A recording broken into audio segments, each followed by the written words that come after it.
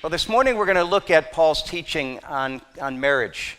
And when it comes to marriage, I'll acknowledge that there's a lot of ideas, a lot of roles, a lot of ideas of how a marriage works that are going to differ from couple to couple. And many aren't a matter of right or wrong. I know I mentioned in the past that, for example, Sandy grew up in a home where her dad was the Mr. Fix-It, and she thought that, okay, that's what husbands do. Husbands fix things in the home. They take care of things. And then she marries me. And she finds out when I try to fix things, there's a better chance it will come out more broken than when it was started. And I'm not good at that. I'm not, that's in our marriage, we've had to make things work, and the expectations change. Or I think about in our marriage when we were younger married, I was more traditional role, men don't cook dinners or shop, or, I was single, I shopped and just knew about 3 things and where they were at.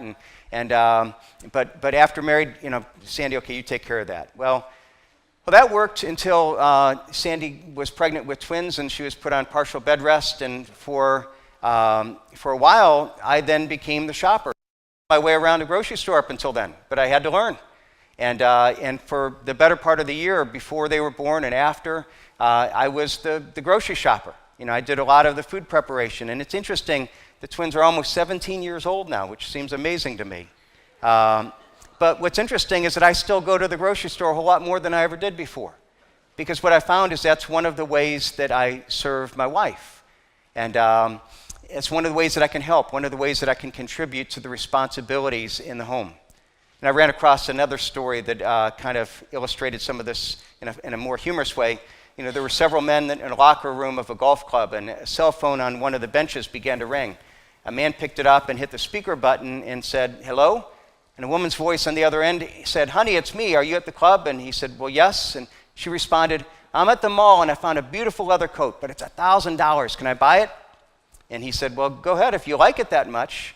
Well, she seemed encouraged by his response. So she said, "I also stopped at the Mercedes dealer and I was looking at the 2016 models and I saw one I really liked." And he said, "Well, how much?" He says, "It's $85,000.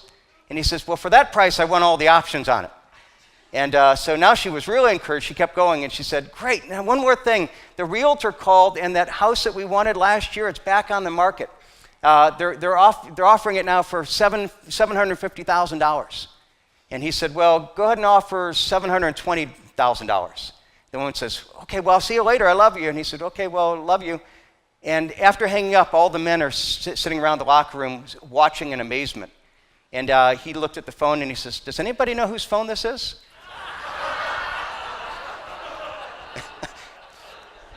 Now, I laugh at that, because you look at that and you say, okay, what are the roles? And sometimes we can step into somebody else's role and get them in a whole lot of trouble. And some of those roles do change. And a lot of things aren't right or wrong, but there are a few things that do not change. And what we're looking at this morning is some ideas of how a marriage works, who shops and who does this. And, well, that's cultural. That's your decision. But there are a few things that are not cultural. They're built into ideas of how God has created us as men, how God has created us as women. And God is the one who is the creator and designer of the whole institution of marriage, has built into how a marriage would work certain principles that transcend time. Now, as we look into this, I want to just very briefly remember that what we're looking at this morning, we're going to build on what we've been looking at over the past weeks, because Paul is building it on principles that he's been teaching. This isn't in a vacuum. If you take the teaching on marriage in a vacuum, you can come into problems. And that's what happens is people take wives, submit to your husbands, and we take it out of the vacuum, and suddenly it leads to misunderstanding. And so what have we seen over these last couple weeks? First of all, we've seen that we need to apply the Bible's teaching on Christian relationships to our marriages. And so prior in Colossians chapter 3, he's been teaching about Christian relationships. And what we need to realize is that everything that he has been teaching about Christian relationships, we need to start by applying that to our marriage. It's interesting, so often we can put this emphasis on these ideas of, okay, what I need to do at the church and at the workplace, and I need to forgive, and I need to be patient. And then we come home and we just don't put that same effort towards it. And Paul is saying, no, if all these things are true in general, they should be more true in our marriage. So we start with realizing that we love each other with actions driven by Christ-like love. We learn to forgive each other as Christ has forgiven us. We learn to focus our minds on the strengths of our spouses and being thankful for them. We learn to talk about God's word in the context of our relationship with each other. And as we do those things, recognizing that we're loving each other as equals and each giving to each other in that way, that's a foundation for everything he's about to say. Then we saw last week that God created men and women to be different but as equals, so that when we look at this, we realize that everything that he's going to say here is that there is a difference between men and women. There is a difference between husbands and wives. But it's all based on the idea that when God created us, he created us with differences, not only biological, but social and spiritual. That God poured, it's not one is better or worse than the other. God poured part of his character, part of his, of his image in a sense into the feminine, part of his image into the masculine, and together, we come together and reflect God more fully. And so before God, we are created to be equal, but equal does not mean equivalent. Equal does not mean the same. And so men have certain strengths, women have certain strengths, men and women each have certain needs. And God has designed the marriage relationship according to his design so that while we are equal, there are some different roles that reflect the unique strengths that men have and the unique strengths that women have, and that reflect the unique needs that each one have so that we can meet those needs in the best in God-designed way. So those are the ideas that we've talked about the last couple weeks, and we need to remember them as foundational. And now we come and say, okay, now what specific instruction does he give? First of all, we see in verse 18, he talks to women and he calls wives to submit to their husbands' leadership. Colossians 3:18, wives, submit to your husbands as is fitting to the Lord. Now, right off the bat, I want to acknowledge that when we say this, there's probably no word that can be more offensive in our culture than the word submission. I don't know if some of you remember back about a dozen years or so ago, the Southern Baptist denomination affirmed their belief that the Bible calls wives to submit to their husbands' leadership. Now, they used biblical language, but it created this firestorm. You had all kinds of people, saying that, that they were accusing them of male chauvinists and promoting wife beating, and it was huge, the controversy. And all they were doing is using biblical language. Now, the rejection of the idea of submission, when we look at this, I think in many ways is driven by misunderstandings. So what happens is that we have all these misunderstandings of what this means, and a lot of what people think the Bible is saying when it says, wives, submit to your husbands, is way different than what the Bible is actually saying. So when many people think of submission, they think of a domineering husband who's controlling, and he belittles his wife, and the wife is called to be weak and passive. But that's not at all the biblical picture. Remember, all of this is built on, that's why we started in saying, remember, it's built on the foundation of what's been set up till now. Now I'm going to tell you, as I deal with this issue, I recognize that, it's a very sensitive issue, and I'm going to bring in some help with this. I think one of the best books that has ever been written on this from a woman's perspective is a book called Finding the Hero in Your Husband by Julie Slattery, which, as we mentioned a moment ago, is my sister. She's a speaker, radio personality. She has now leads a women's ministry. And and again, we're excited. She'll be here in 2 weeks, not talking about this issue, but talking more about parenting. And what she does here, she does a tremendous job in this book dealing with a very difficult issue. And so I'm going to quote from it several times this morning. If you want to go any deeper, I really encourage you to, this is a great book to go deeper on the subject. And on the issue of submission, here's what she says. Misunderstanding of the meaning of submission can lead to disaster in marriage. When a wife, in the spirit of submission, buries her influence and power, she may enable her husband to become a controlling and dominating tyrant.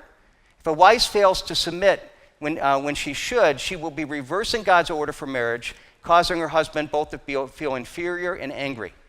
Now, you see what it's saying. On the one hand, it's if we misunderstand it, and you submit, you're weak and passive, that's not biblical. And it leads to the husband becoming this domineering tyrant, which is wrong. But it doesn't mean that we reject the whole idea here either. So what is he saying?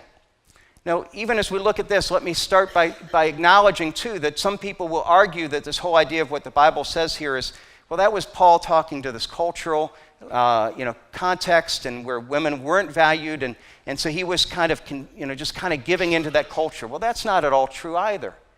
It is true that in the day that Paul was writing, that women had very few rights. They were often treated as property. Again, here, let me give you another quote. This is by a guy named William Barclay in writing a commentary on Colossians. Here's what he says. Under Jewish law, a woman was a thing, the possession of her husband, just as much as his house or his flocks or his material goods. She had no legal rights whatsoever. For instance, under a Jewish law, a husband could divorce his wife for any cause, while a wife had no rights at all in the initiation of a divorce. In Greek society, a respectable woman lived a life of entire seclusion. She never appeared on the streets alone, not even to go shopping. She lived in the women's apartments and did not join the men of the household, even for meals. Complete servanthood and chastity were demanded of her. But her husband could go out as much as he chose and could enter into as many relationships outside his marriage as he liked without incurring any social criticism. Under both Jewish and Greek laws and custom, all the privileges belonged to the husband and all the duties to the wife. Now that's the context it was written. But if you want to know what that's like, go to Muslim countries. Okay, what they have is very much similar to what was the case in the day when Paul was writing. But if you understand this, you've got to realize that everything that the Bible teaches about women and women's roles was revolutionary. It was something that destroyed barriers. In Galatians chapter 3, Paul said that there is no Jew or Greek, slave or free, male or female, for you are all one in Christ. He's saying that men and women are equal. They're equal before Christ. They are created equal. Men and women are both given responsibilities, duties. They're both called, filled with the Holy Spirit. And while he's saying that women are equal, and he constantly lifted up women, what he also said is that in God's design, because we're different, God has created a hierarchy within marriage for marriage to work. There needs to be a leader. And God has ordained that leader to be the husband. Again, now let's just even think of this in very practical terms. Here we have a marriage, and it's two people. Now if you go to a circus and you find an animal that has two heads, what do you call that? And it's a freak, yeah. It's a freak show. It's something that is unnatural. It isn't effective. And somehow when we have the two, we have the two, and there has to be some structure and leadership so that we don't have two heads, that we're not warring, but there's an organization. So what is that? Well, some people say, but I don't like the idea of submission. Well, to understand this, you have to understand that there's a big difference between the word submission and obedience. And a lot of times when people reject submission, what they're really doing is they're interpreting something more along the lines of obedience. Paul does not call wives to obey their husbands. The command is to submit is something very different. If you have your Bibles, you'll see in Colossians 3:20, he speaks to children, and he calls children to obey their parents. But he doesn't call wives to obey. Let me put this up here. The verb submit does not convey some innate inferiority, but it speaks of a voluntary choice made by an equal partner. So it's not at all obey. Children are called to obey without questioning. Why? Because they assume that their parents' guidance is right, and they understand that they are in a relationship where they are in an inferior position. Parents are to have this because we're older, we're wiser, we're different as far as maturity. But wives, on the other hand, have the same ability to reason, have the same moral authority before God, stand as equals before God. She can think for herself. So it's not saying, well, obey, turn off those instincts, turn off your mind, and just follow and obey your husband. No, that's not what it's saying. What it's saying is that our husbands and wives are to be helpmates. And part of the way that we submit is, as wives, you need to realize that you bring wisdom, insight, perspective that your husband does not have. And one of the things that you need to do is you need to engage with them. You need to engage. If you think of this as something where it's weak and passive, it's not at all. It's something that you bring your strength and your perspective so that you have two. When they're combined, they're stronger.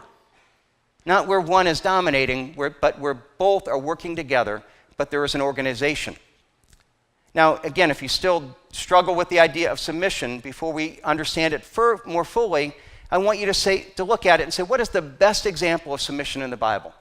What is the ultimate example that we see of biblical submission in the Bible? So the Bible is clear. The ultimate example of submission is the person of Jesus Christ. Jesus Christ, who is equal to the Father, but willingly submitted himself to his Father's leadership. Colossians 1:15, he is the image of the invisible God, the firstborn of all creation. Philippians 2, he is in very nature God. He did not consider equality as something to be grasped. He didn't have to strive for it. He had it. He was totally equal with the Father. But even though he was equal and one with the Father, what did he do? He willingly put himself in a position of submitting to his Father's leadership. John 5, I myself can do nothing. I only judge as I hear, and my judgment is just, for I seek not to please myself, but him who sent me. That's a willing decision that Christ made. John 6:38, for I have come down from heaven not to do my own will, but the will of him who sent me. And so what he's saying is that's the example. And if you look at what Paul says in 1 Corinthians, look what he says in 1 Corinthians. I want you to realize that the head of every man is Christ, and the head of the woman is man, and the head of Christ is God. And what he's saying is that order of how Christ submitted to the Father is the same picture of now how wives are to submit to their husbands. Now, when you look at Christ submitting to the husband, do you look at that and you say, boy, he was a nothing, he was nothing compared to the Father, he was little? Do you see him as a failure in any way? Was he weak? Do you see anything that he did as weak or passive? No. What he did was heroic and strong. And he's saying that's the model of what a relationship between a husband and wife is. So now, understanding that, how do we then see submission as a statement of strength? And again, here I'm going to refer a lot to my sister. God has designed biblical submission as a way for a wife to maximize her God-given strength to influence her husband. See, here's what you need to realize.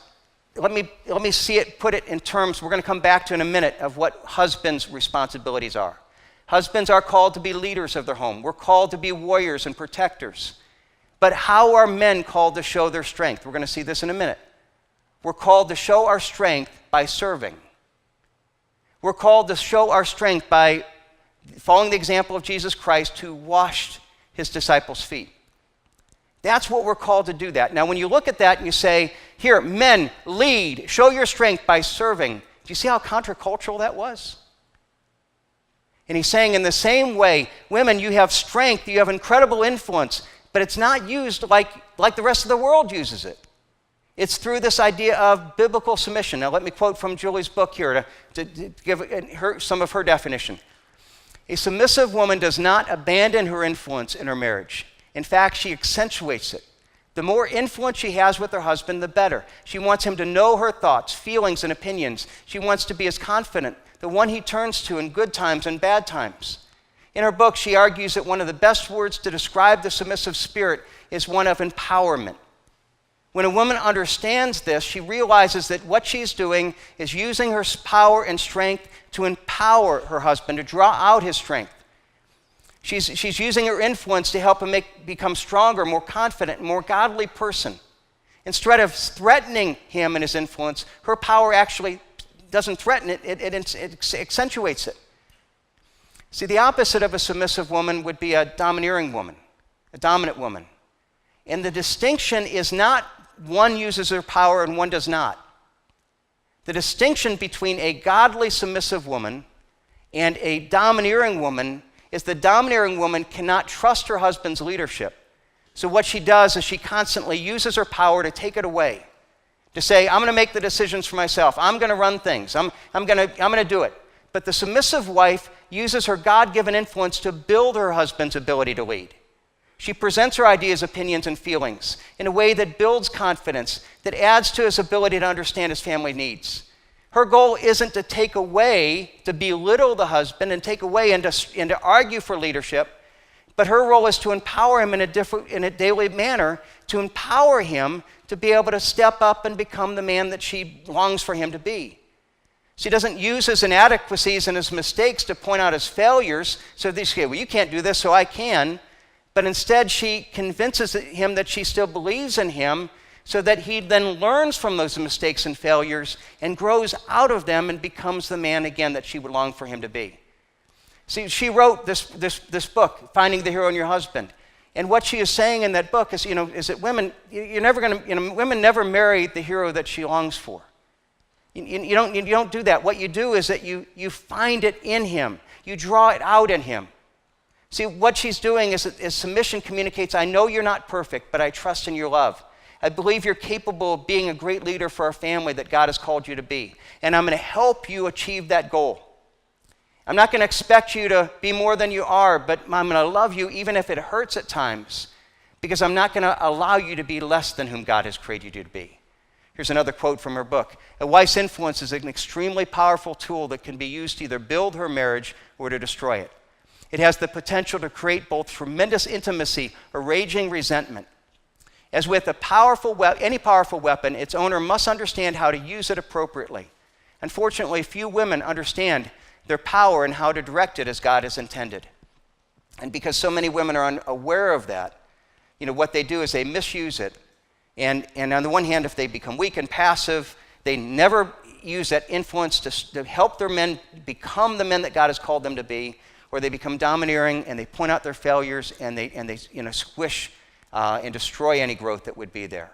Again, she said, a woman never marries the man of her dreams. She helps the man she marries to become the man of her dreams. She says, the secret of intimacy in marriage is not finding a hero to be your husband, but finding the hero in your husband. This is a tremendous and difficult task, particularly when a wife's reaction to her disappointment has been resentment. God has given each woman the power to help her husband grow over time into the godly man that he can become.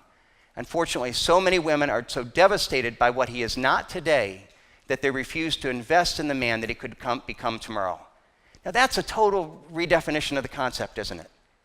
But if we learn to embrace it, do you see the power? Do you see the influence?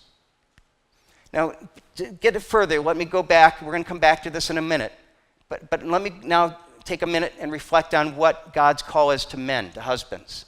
In verse 19, we see that he gives a call to husbands that is, and when we understand it, every bit is counterintuitive, every bit is countercultural. He calls husbands to loving, serving leadership of our wives. Verse 19, husbands, love your wives and do not be harsh with them. Now, again, this is just as radical in Paul's day and in our day as what he would call to women. Again, in Paul's day, women were like property. Their role was to serve. And now Paul says, no, men, husbands, your job is to serve your wives. It's to lead, but you lead by serving.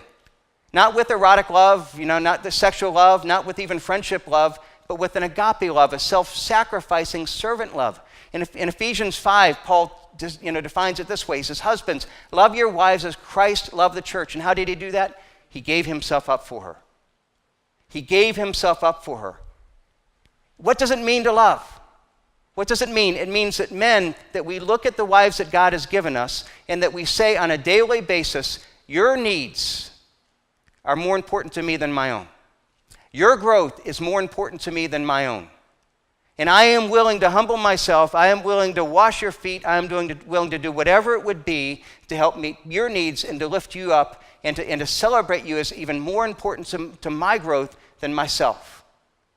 See, that's what he's calling us to dedicate ourselves to this agape love, something that was radical. Now, when you understand that, though, let's put it all together, because we see that wives are called to submit. And so when you understand that wives are called to submit, men are called to lead, but this is how we're called to lead. There is a clear call to leadership. A husband is called to leadership, but it's a responsibility, not a right. See, a lot of times when you think about how does that work, and we struggle with that. What's that lecture look like? Again, I ran across a story where a couple talked about this, and here's what they said. They were celebrating their 50th wedding anniversary, and they were asked the secrets of a successful marriage. The wife responded, she said, on our wedding day, we decided that my husband would make all the major decisions and I would make all the minor ones. And this has worked especially well because in 50 years of marriage, we've yet to make a major decision. See, a lot of times it's easy for men to say, well, we become passive when our responsibility is at times to step up. But it's not to say it's my right. See, when we think of it as a right, it's going to be, I get my own way. I'm the head of the household. I get to make I get the final call. You want this, I want this, I win. That's not it at all. Because our responsibility to lead is not a right that says, okay, I get my way. It's a right that's driven by servant leadership of saying, I put your needs before my own. But it's still leadership. What that means is this, is that it doesn't mean that I put your desires before my own. It means that before God, I come and I have to ask, okay, God, what is right? And before God, here's what's going to happen. Is when you look in Genesis chapter 3, Adam and Eve ate of the apple, right? They both ate of the apple. And God looks in the garden, and who does he call out? Just Adam. Just Adam. Doesn't call out Eve. He calls out just Adam. He said, Adam, what did you do? And here's what that means. Here's the picture. Men, God has called us to lead. And that means that no matter what happens in our home, what happens in our lives, what happens in our marriage, what happens with our children, God is going to come to you first and say, what did you do? And with Eve, well, she ate the apple first. Well, she ate the apple because Adam failed to lead. He failed. He was sitting there saying, man, if I stop her, what's she going to do? She might not like me. And he wimped out because he was weak. And he said, well, if that's what you desire, well, whatever you desire. He may have put her desires first, but he didn't put her needs first. See, we are called to lead, but it's a responsibility that says, I don't get what I want. What it means is that God will come to me and call me accountable first for anything that happens in my marriage. Men, do you understand that? You have an incredibly heavy responsibility as leaders, spiritual leaders of your house. And whether you take it or not, God's going to call you out on it. See, we are called to lead, but how? But through sacrificial love.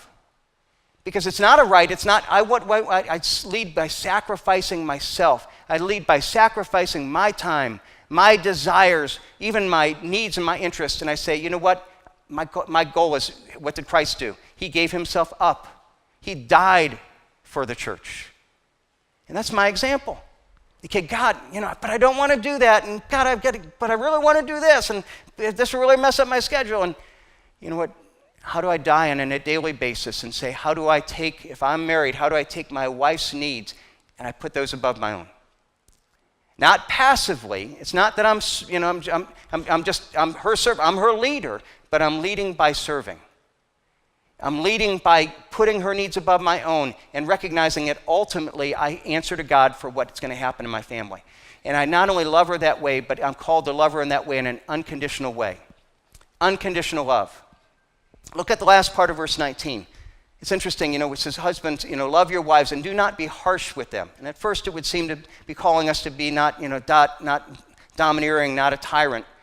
But what's interesting is that the word there is actually in a passive voice and could be translated, probably better translated, and don't become harsh or don't become resentful.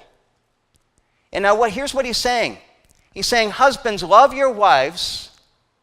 And even when they don't respond to your love, even when they don't give you back what you're hoping to receive, don't become embittered. Don't become harshful. Don't become resentful. You know what he's calling us to do is unconditional love. See, again, we have a marriage, if a couple comes into marriage, and it's like if the husband's like, well, I've got problems, what's the problem? The problem is always, she's not meeting my needs. She's just not meeting my needs. I'm frustrated. And that's what you hear all the time, right? Now, what we've got to realize is that men, God is calling us to say, you know what, it doesn't matter. You are called to love unconditionally. And even if you feel like they're not responding back, when you made a vow, you vowed to love, honor, and cherish until God shall separate you by death. There was no as long as if.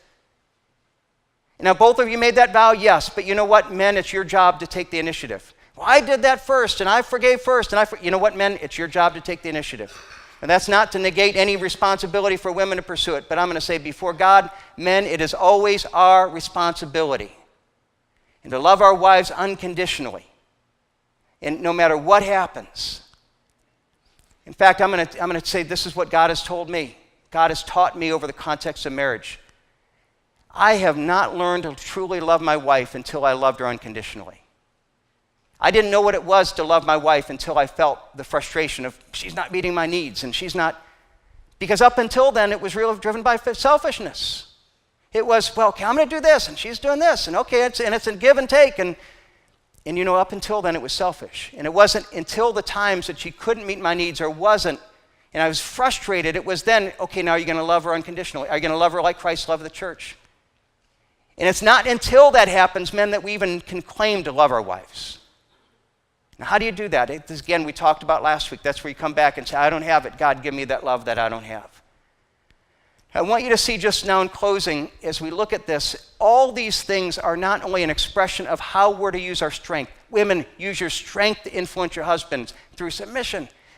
Husbands, use your strength to love your wives and to lead through serving.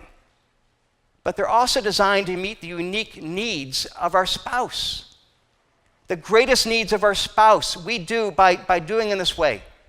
What are husbands called to do? Love our wives. How are we called to love our wives? Unconditionally. What he's saying, and the Bible teaches this, research teaches this, the woman's greatest need is for unconditional love. That's what a woman longs for. Unconditional love. To be able to say that, if our wives, if they disappoint us, if they frustrate us, that I love you. There's not if and there's not a but. There's at times when they feel ugly, when they feel you're beautiful. To say that no matter what happens, what they long for is to be loved unconditionally, even when they feel they failed, even when they feel that they're most unlovable. You might think they're unlovable. You know what, men, we've got to realize that God has placed a dignity on our wives that is not something that is earned, that is placed there by God.